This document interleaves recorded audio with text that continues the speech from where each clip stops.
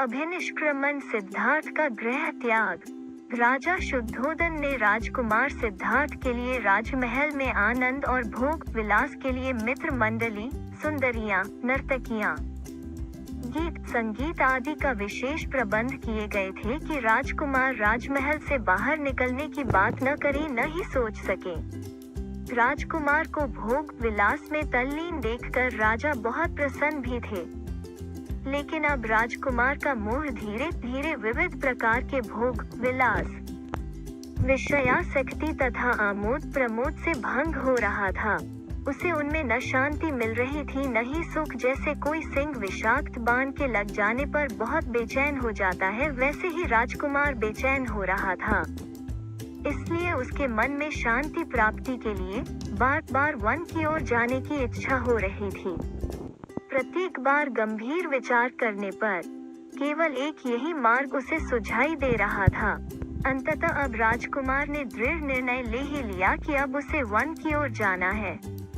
राजकुमार ने वन जाने के लिए महाराज से आज्ञा मांगी। महाराज को राजकुमार सिद्धार्थ की मनोस्थिति का ज्ञान था।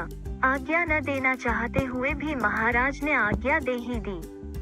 आज्ञा प्राप्त कर राजकुमार सिद्धार्थ सुंदर घोड़ों पर सवार होकर अपने कुछ घनिष्ठ मित्रों के साथ राजभवन से सुदूर वन प्रांतर की ओर चल पड़ा। वन प्रांतर की ओर चलते हुए मार्ग में उसने जुते हुए खेतों को देखा। राजकुमार की इच्छा हुई कि जुते हुए खेतों में जाए। वो वहां रुके और खेतों में चले गए। खेतों में हल उखड़ी हुई घास तथा अन्य खरपतवार दिखाई दी। हल की जुताई से मरे हुए कीड़े मकोड़ों को देखकर राजकुमार का हृदय द्रवित हुआ और मन शोक से भर गया। वो विह्वल होकर धरती पर इधर उधर घूमने लगा। राजकुमार जन्म मृत्यु के विषय में सोचते सोचते गंभीर विचारों में डूब गया और चिंतित हो गया। मन को एकाग्र और शांत करने की इच्छा से राजकुमार अपने मित्रों के साथ वहीं रुक गया। वहीं निकट खेत में एक जामुन के पेड़ के नीचे बैठ गए और ध्यान करने लगा।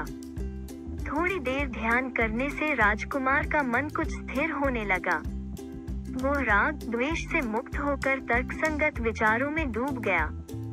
वहीं ध्यान में बैठे हुए धीरे धीरे उसने मानसिक समाधि प्राप्त की। कुछ समय पश्चात उसे शांति और सुख का अनुभव होने लगा।